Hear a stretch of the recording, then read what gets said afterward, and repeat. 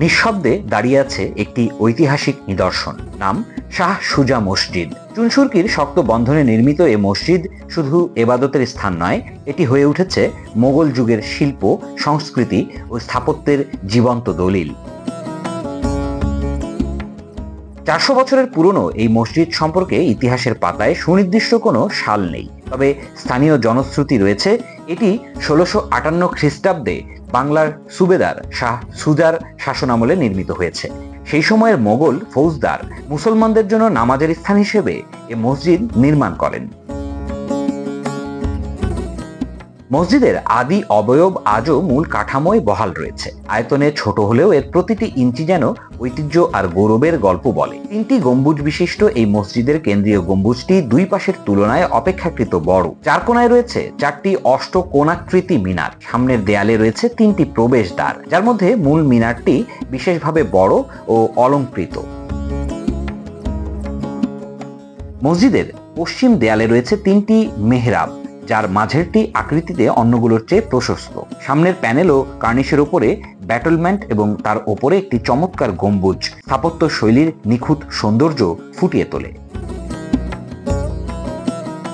কালের বিবর্তনে মসজিদের মূল কাঠামোয় কিছু পরিবর্তন এসেছে। সাম্প্রতিক সময়ে এর দুই পাশে 22 ফুট দৈর্ঘ্যের 2টি কক্ষ এবং সামনে 24 ফুট প্রশস্ত বারান্দা সংযোজন করা হয়েছে, যার ফলে আদিরূপ কিছুটা বিকৃত হয়েছে বলে মনে করেন অনেকে। এছাড়া উত্তর পূর্ব কোণে একটি সুউচ্চ মিনারও নির্মিত হয়েছে।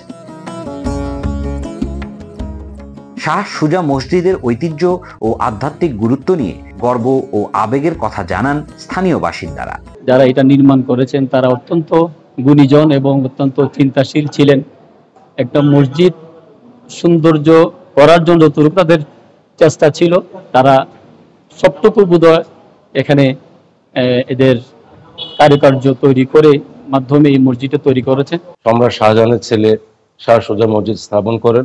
এই মসজিদ নিঃসন্দেহে ইতিহাসে অনেক কিছুই বহন করে।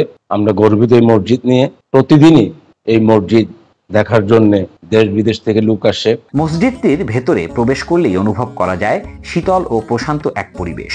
মসজিদের কিছু অংশে সংযুক্ত করা হয়েছে আধুনিক শীতাতপ নিয়ন্ত্রিত ব্যবস্থা, যা নামাজরত মুসল্লিদের আরাম দেয়। এ মসজিদে নামাজ আদায় করে মুগ্ধ মুসল্লিরা। ঐতিহাসিক মসজিদ দেখতে এসে আমার কাছে খুবই ভালো লাগছে। এখানে নামাজ পড়ছে। এখন ভিতরের মসজিদের মধ্যে ভিতরে এসি আছে, এরপরে একটা তো নর্মাল এসি, এরপর একটা একদম নন এসি। কারোর যদি প্রবলেম থাকে সে অলরেডি নন এসিতে পড়তে পারে, যাদের বেশি সমস্যা হয় যে এসি লাইক করে সে এসিতে পড়তে পারে। এমনকি ঐতিহাসিক মসজিদ হিসাবে আমি দেখা খুবই ভালো লাগতেছে। সব এনভায়রনমেন্ট এখানে এনজয় করার সুযোগ আছে। মসজিদ আসলে আল্লাহর ঘর। সব মসজিদই একই রকম নামাজ পড়লে সওয়াব হয়, কিন্তু আমার কাছে একটু বেশি ভালো লাগে এই মসজিদে, কারণ এই মসজিদটার যে সৌন্দর্যটা আসলে মনকে মোহিত করে, ভালো লাগে, মনের মধ্যে একটা প্রশান্তি চলে আসে। প্রতিদিন এখানে বহু মুসল্লি নামাজ আদায় করতে আসেন। জুমার দিনে 2000-এর বেশি মুসল্লি এখানে একত্রিত হন বলে জানান মসজিদের খতিব। প্রতিষ্ঠাকাল থেকে আমাদের এখানে আমাদের জোহরের নামাজটা আমরা বিশেষভাবে একই টাইম, এটা আমরা পরিবর্তন করতে পারি না। অনেক দূর দূরান্ত থেকে মুসল্লিরা আসে খুব আশা নিয়ে যে এখানে জোহরের নামাজে শরীক হইব, একটু দোয়ায় শরীক হইব। জুমার নামাজ দেওয়া 1700-1800 মুসল্লি, একদম রাস্তা পর্যন্ত আমাদের মুসল্লি ভরপুর হয়। এই মসজিদ ঘিরে বহু কাহিনী ও জনশ্রুতি প্রচলিত রয়েছে। কেউ বলেন ত্রিপুরা বিজয়ের স্মারক হিসেবে শাহ সুজা নিজে এই মসজিদ নির্মাণ করেন।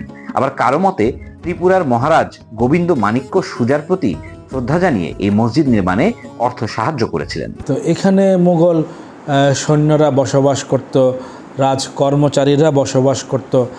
আমার ধারণা হয়তো এই রাজকর্মচারীদের নামাজ আদায়ের সুবিধার্থেই মুঘলরাই এই মসজিদটি নির্মাণ করেছিল, এবং তখন যেহেতু বাংলার সুবাদার শাহ সুজা, এটি তার নামে নামকরণ করা হয়। ঐতিহাসিক নিদর্শন শুধু প্রাচীন ভবন নয়, সেগুলো একটি জাতির আত্মপরিচয়, সংস্কৃতি ও গৌরবের প্রতীক।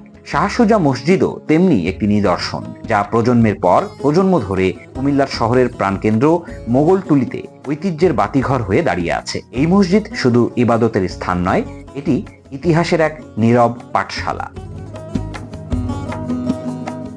News desk, Dhaka express.